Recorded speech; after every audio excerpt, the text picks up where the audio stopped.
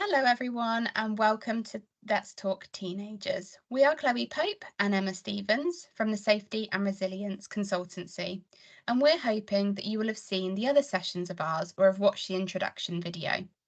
In this recording, we're going to talk you through the very basics of emotional well-being, self-care, and safety planning.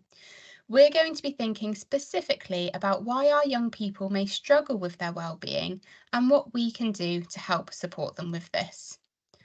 So let's get into it. There are more than 200 classified forms of mental health difficulties. It would, of course, be impossible to cover all of these in this session. So instead, we're going to be focusing on that general umbrella term of mental health and emotional well-being, and some general support that should be able to help and support most mental health difficulties. So let's start with looking at how common mental health difficulties are. Looking at statistics, we know that 1 in 8 young people have at least one diagnosable mental health disorder. And it is believed that around 75% of all mental health problems are established by the age of 18. Research also shows us that within the UK, the 4 most commonly diagnosed mental health difficulties in teenagers are ADHD, depression, anxiety, and conduct problems, which are related to a pattern of violent and aggressive behaviour. Other mental health difficulties that are also common in teenagers include eating disorders, PTSD, self-harm related behaviours, and substance misuse.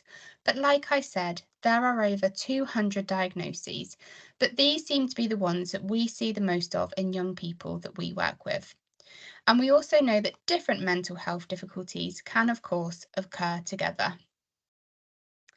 So if I could take a bet right now, I would bet that most people think about their physical health at least once a day, probably lots more than once a day. We might think, only 2,000 steps today? That's not great. We might think, when was the last time I actually had my 5 a day?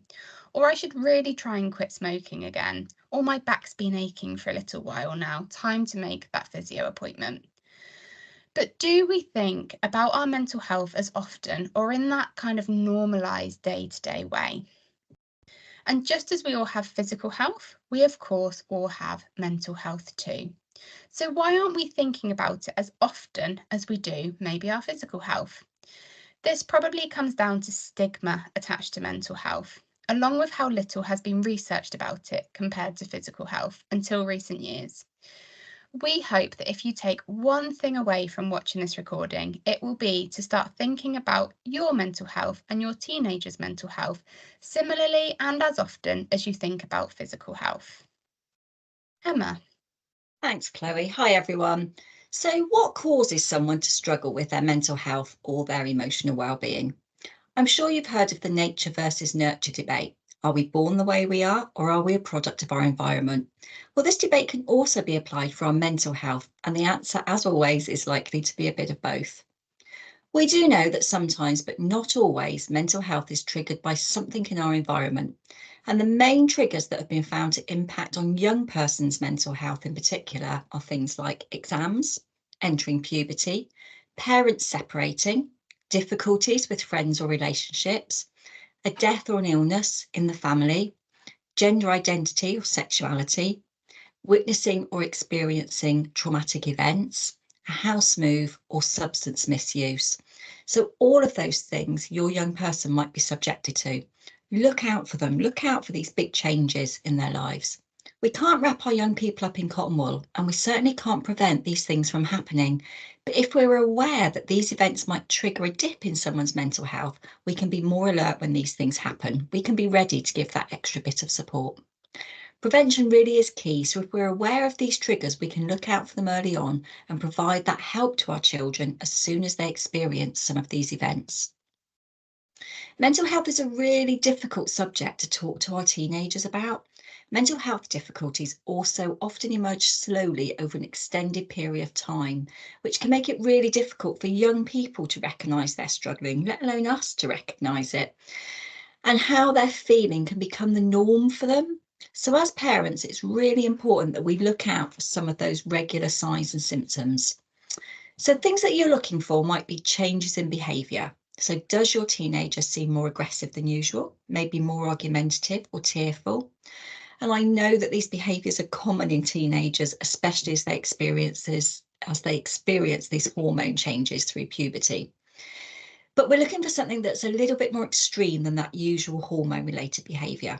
Are they struggling to reflect afterwards? And is it a regular pattern that you're seeing from them?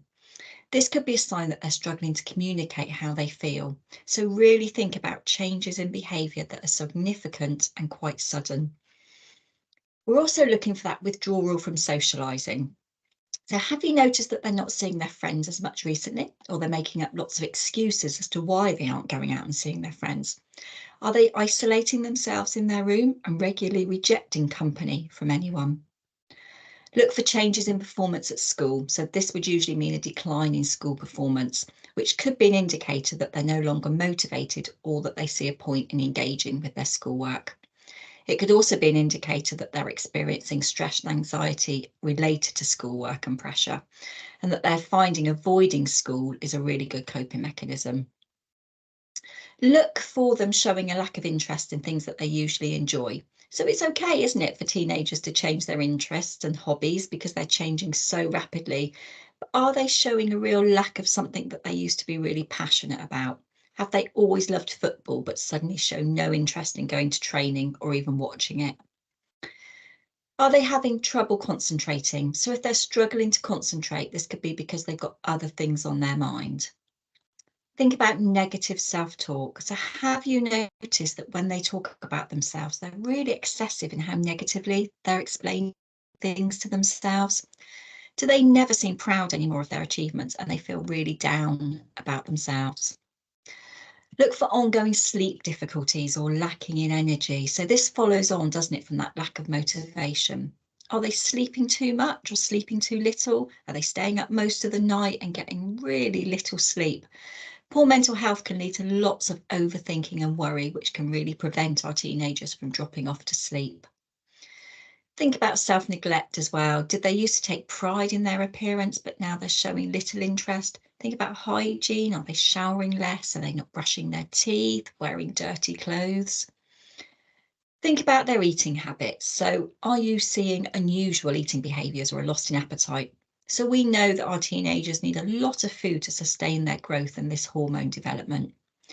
If they start showing eating behaviours that are unusual, such as not eating all day and binging when they get home, or they're only eating a bit of their dinner or showing a lack of interest, this could be a sign that they're struggling with mental health difficulties.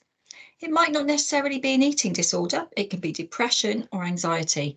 I'm sure we've all been through tough times and noticed that our eating has changed. We might feel really sick and not feel able to eat, or the opposite, and we're eating a lot for comfort. It's similar for mental health. How we feel in our heads is often felt physically in our tummies as well. And with that in mind, think about frequent tummy aches and also headaches. It might be something that we haven't considered before, as again, these two are physical symptoms. But again, how we feel emotionally often plays out physically. Excessive tummy aches and headaches actually can often be anxiety related. So there's lots of signs you could look out for that your young person may be struggling with their mental health, and there are bound to be lots more that we haven't discussed. But these are the main ones. And always think about changes in your young person. So change that's unexplained and unexpected, because a lot of the things that we're talking about come under normal teenage behaviour, don't they? So what we're looking for is that sudden change, that unexplained change, or a combination of changing. If you're seeing a lot of this in combination, it could be a sign that your young person is really struggling with their mental health. And then there are some signs that should be addressed urgently and by a health professional. And these are things that we call red flags. So if your person is experiencing any of the following, please get them to a doctor as soon as possible for some advice and support. So we're looking for things like hallucinations, for unusual or abnormal beliefs and ideas, things that aren't widely shared by others. So this includes if they're seeing or hearing things that other people cannot see or hear. Restrictive eating. So again, if they're not eating at all or they're vomiting a lot after eating, these are all signs of an eating disorder and you should get some support and advice from a doctor. Evidence of self-harm or expressing that they want to end their own life. This is a medical emergency and professional help should be sought straight away. And when we talk about urgent help, if you really believe their life is at risk or they are a risk to others, you should call 999. And for some of the other things that we've discussed, an urgent doctor's appointment should be made. Chloe. Thank you, Emma. So we know that at times mental health difficulties will get to that point where professional help and support is absolutely needed. But a quote that I love to help to remind us what we can do to improve the mental health and well-being of our young people is this one. To help someone with their mental health as friends and family, we must try and make the bad stuff less bad and the good stuff even more good. So how can we do that? Role model. As we've said, everyone has mental health. So, what do you do to look after yours? Try and role model those positive ways that you make yourself feel better and tell them that's why you're doing it.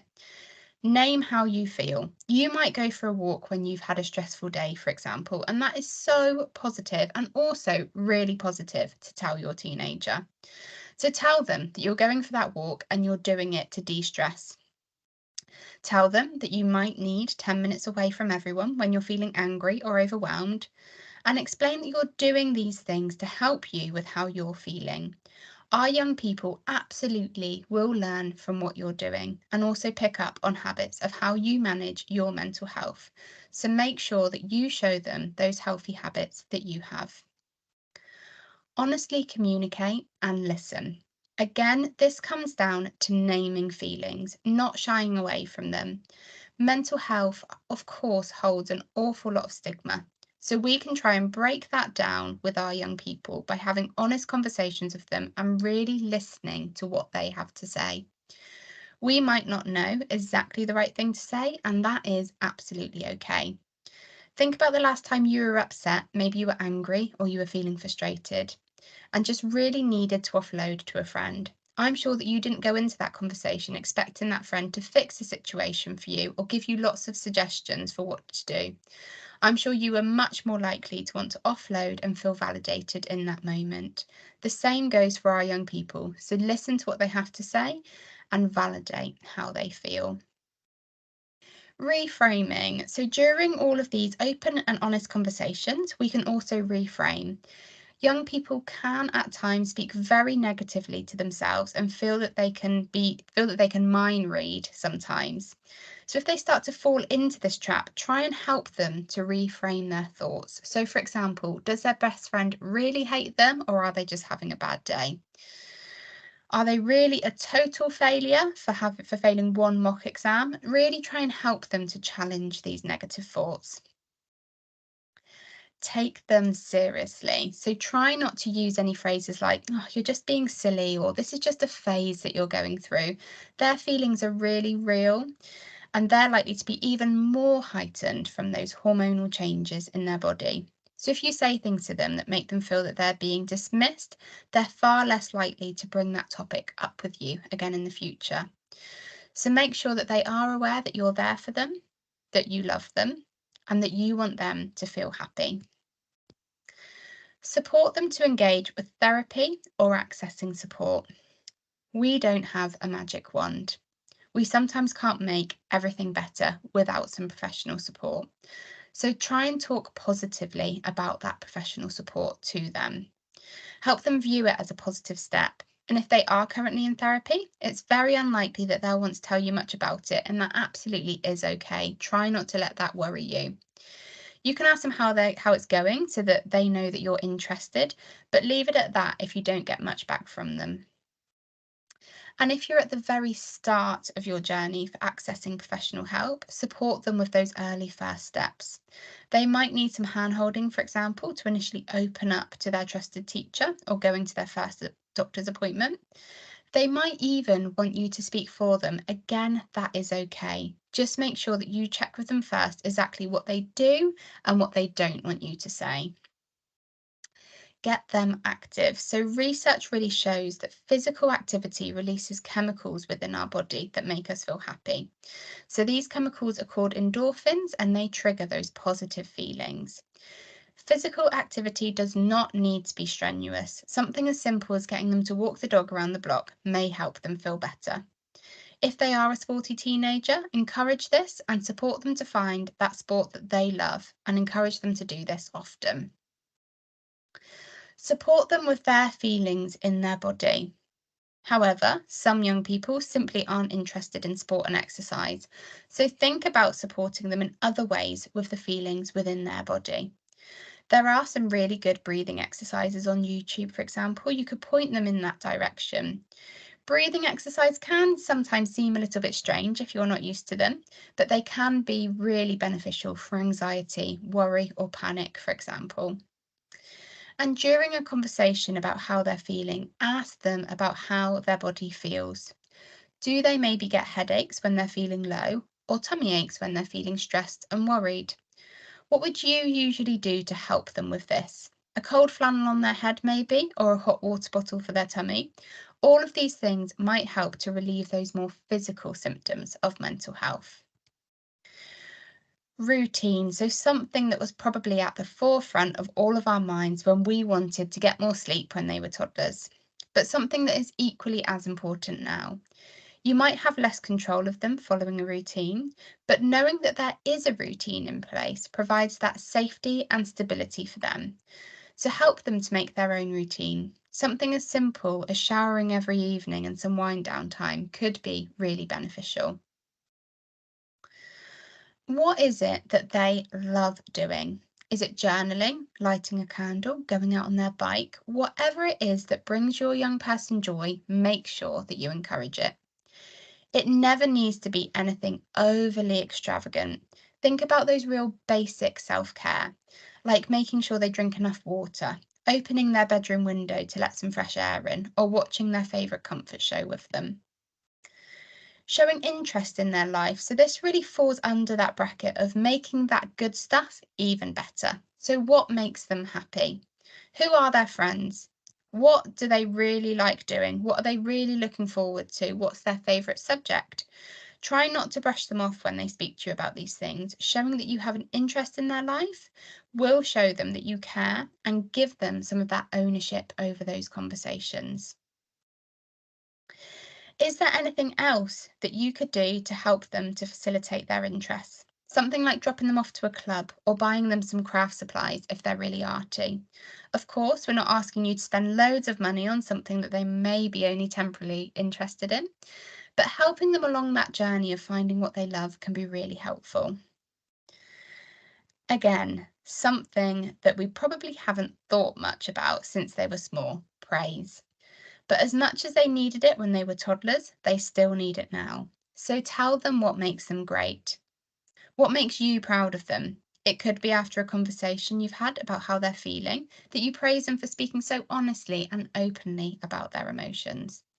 It doesn't always have to be for how well they do in school, for example. Pick out those really lovely parts about them and praise them for it.